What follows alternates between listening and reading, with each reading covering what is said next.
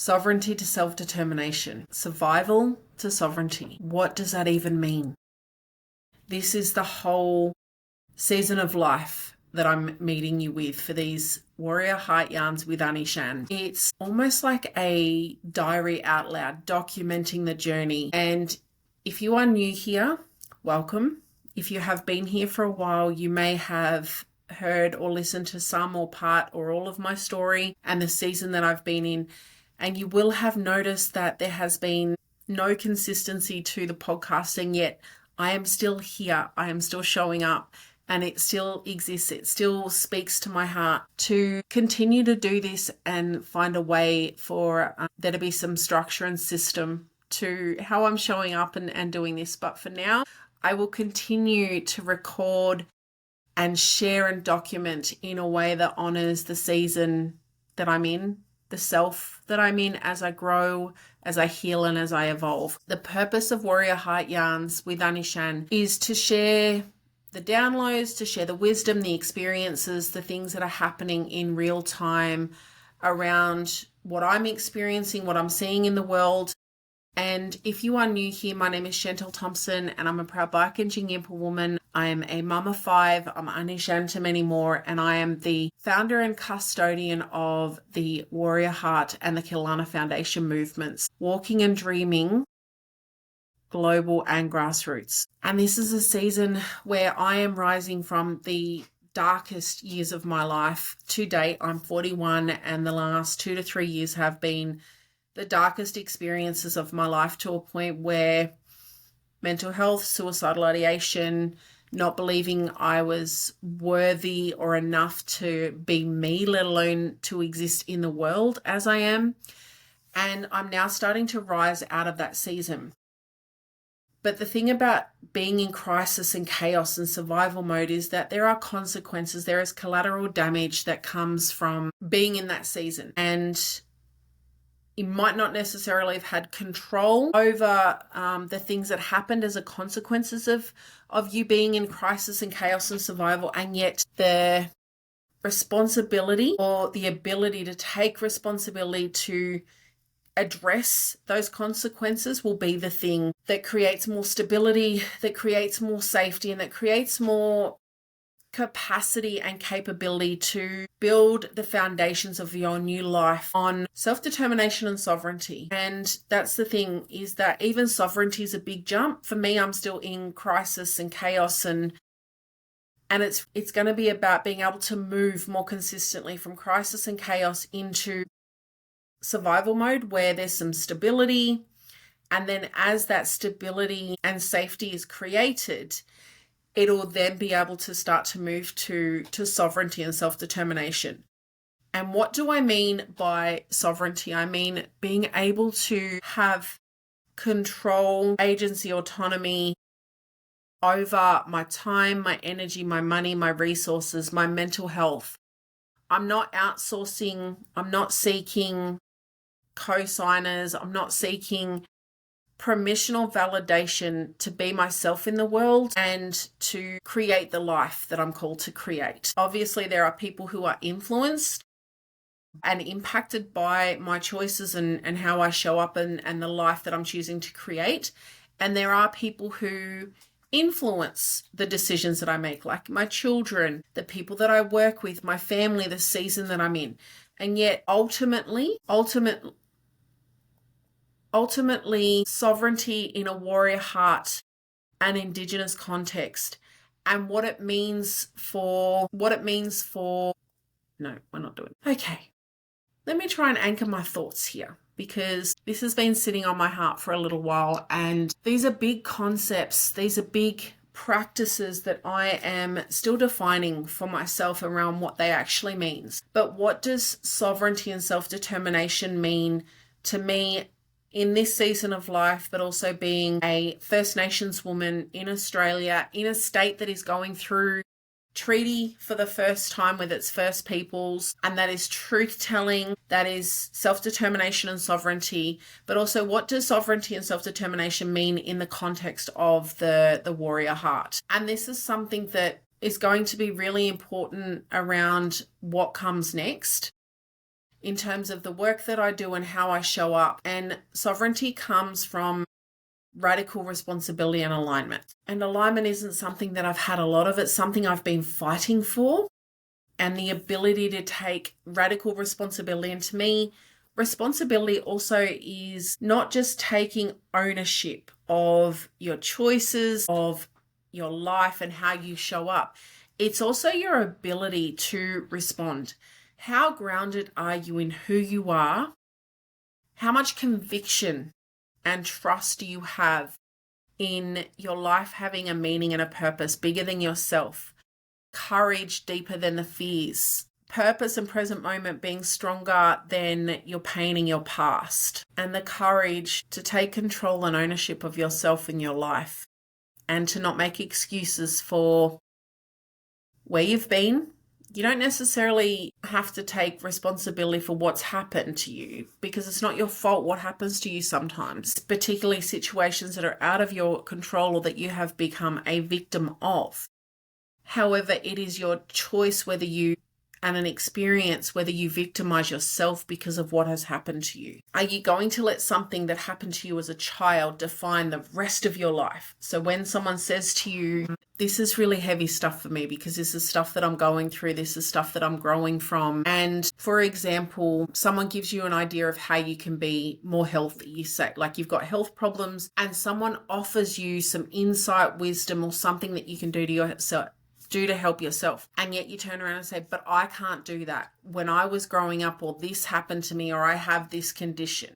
That's you victimizing yourself. That is you not taking radical responsibility, ownership of what is available to you. What can you do, rather than making excuses and attaching yourself to what you can't do. And alignment creates safety within us. It creates direction within us. We stop wasting energy and we stop bleeding ourselves all over the place when we come into our hearts and we come into our truth, and that's how we choose to move through the world. So sovereignty and self-determination is not just a word or a political process, and it's not something outside of myself. It is a way of being in the world. It is taking responsibility for how I'm showing up, and I'm moving from my identity. It's not just saying I'm an Aboriginal woman, it's being an Aboriginal woman, living that out loud.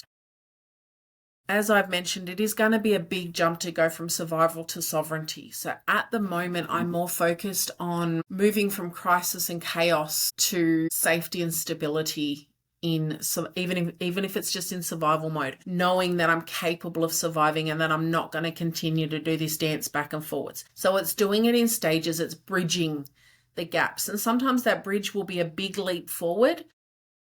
And what I've learnt from this season and trying so many times to get back on my feet is that I held myself to unrealistic standards and unrealistic expectations of what it would take to get from my darkest moment to being well and healthy again. And the vision that I held in my head was not realistic and didn't feel obtainable to the season that I'm in and the version of me that I'm in. So I was comparing myself to the version of me that had won 3 world titles, had started my business, had clients, had revenue coming in, to this version of me that was recently separated, ending my 20-year relationship, fractured relationships with people that I love telling me that I'm not welcome in their life, that who I'm being is the person that's hurt them. So this version of me is not the past versions of me, and those past versions had not had to experience or carry what this version of me had. So every time I tried to get up and move from this version of me and compare this version of me to a past version, that's when I would feel unsafe, I would feel unworthy, and when I broke or shut down or actively self-sabotage, not consciously, but actively self-sabotage my own healing and progress. And when I ultimately would fall over or fail, it would just deepen the attachment I had to this identity of being not worthy, not enough, to being a failure, and that this was going to be my life experience. So it's taken me a long time. It's taken me almost 2 years to the day when I separated from my ex to be well enough to start to lift my head and start to look at the consequences, the collateral damage of what has happened as a result of me being unwell, as a result of me not being prepared or equipped to meet the reality of what it would mean to end my relationship, but also not to move in silence, but to speak my truth around what really happened in my relationship, my experiences, and then the ripple effect of how me speaking my truth would be received by other people, and then me allowing their narrative and their words about me to become my identity. So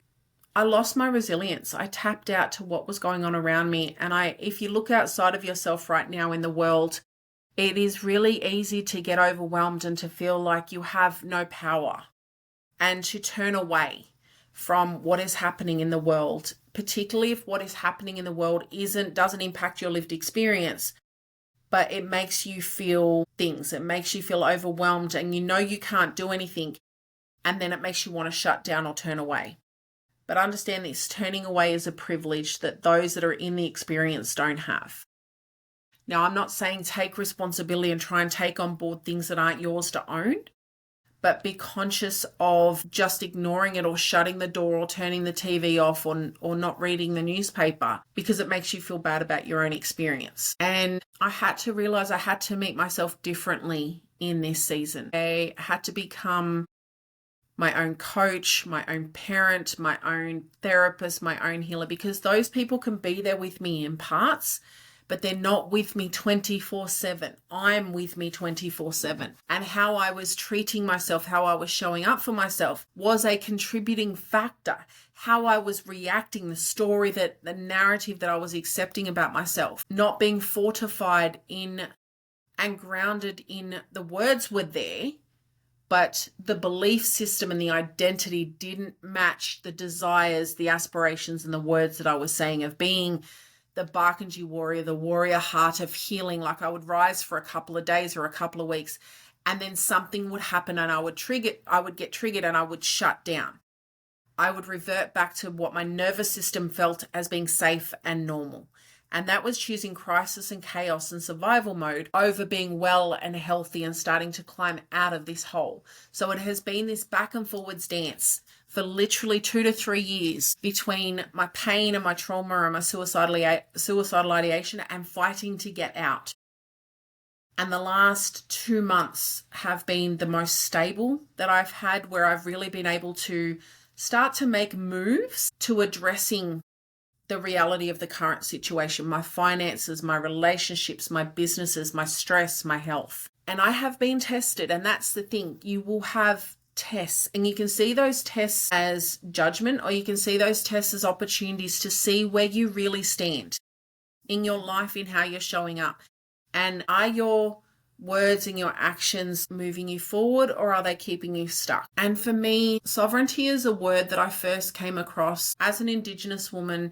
We were sovereign people, meaning that we had our own laws, we had our own systems, we had our own countries on this landmass that is now called Australia. And it was only Judy Atkinson that said to me, do not talk to me about sovereignty unless you are practicing that in yourself every day. Are you sovereign over your own mind, your own energy, your own choices? Are you building sovereignty in your life, your resources, how you show up, what the work that you choose to do, the relationships you choose to have? And I've been building sovereignty in my life and self-determination since 2016. And as someone who chooses to show up differently in the world, someone who chooses to be seen in the world and accepting the calling on my life, the ancestral mandate on my life, that has come with consequences. It has come at a cost, at a sacrifice. So for me, it's a practice, it's a birthright, it's a remembering, and it's a reclamation. It's a reclamation of all parts of myself that I had to let go of, that I had to bury out of safety or conditioning or being told I wasn't allowed to be that version of myself, that I wasn't worthy, that I wasn't enough, or that I wasn't wanted as that version of myself. So I became a shadow version of myself. I shifted myself in order to fit into a version of me that was accepted or allowed in the relationships, the spaces, or the dreams that I had. And it just got to a point where I couldn't live like that any longer. It took me about 7 years to get to the point where I actually took action. And yet now, more than ever, seeing the race wars that are happening in Australia, the gender-based violence, the wars that are happening globally, there is so much that is out of my control that I'm starting to own and practice and take back and reclaim that it is not my job to change the world. It is not my job to heal generations or to set generations free. All of that becomes available if I have the courage to just do my part in the world, that is doing the best I can with what I've got from where I am and who I am. And if I show up and become the most aligned, true, most powerful version of myself in my humanity, then, and I do the best I can with what I've got and I live into my purpose and my calling, then I will build my contribution to collective and global change in the world. Not because I tried to do more, but because I did what I could with what I had. And I allowed that to be whatever it was meant to be. How big, how deep, how small, one person, 10,000 people, whatever it's meant to be. And that all becomes a ripple effect of me coming home to myself. So sovereignty in this season is living in alignment with who I am as a Barkindji Yimpa woman, as a mother, as a warrior, as an entrepreneur, and as someone carrying a legacy forward, as someone who has a calling on her life, and being bravely and boldly myself without apology in all of myself. And self-determination is the act of choosing my own path, of writing my own story, of reclaiming my voice, my power, my strength, and becoming my own purpose, even when that doesn't align with others, even when systems or relationships would keep me silent. And it is the refusal to role model and live from burnout, survival mode, self-abandonment and autopilot as ways of being and doing, as a way of life rather than a season or a chapter. And in the context of the warrior heart, sovereignty becomes both a compass and a destination. It's ending survival as identity and choosing to live awake, activated, aligned, and accountable to, again, my own experience, how I'm showing up. What am I doing? Am I in congruence? Am I in alignment with my words? Do I believe the things that I know to be true? Am I moving from that identity of my higher self and my calling, or am I making excuses and victimizing myself because of what's happened around me or how others feel about me? And self-determination in practice is deciding how I show up. It's a ceremonial rising and choosing each day to embody truth and sovereignty and self-determination as practices, as governing decisions, as protocols and practices in being Chantel Thompson and everything else that comes from that. So in this moment, in this recording, this is a season of what moving from crisis and chaos means in this season is getting into a deep reflection, investigating, getting on paper and outside of myself, actually putting in front of me, what is my actual circumstances right now? What are my bills? What do my finances look like? What does my health look like? What do my relationships look like? Where is my work at? Like, how are all these things sitting? How healthy are they? How are they all connected? My cultural practices. And what does it look like to move from crisis and chaos to safety and stability?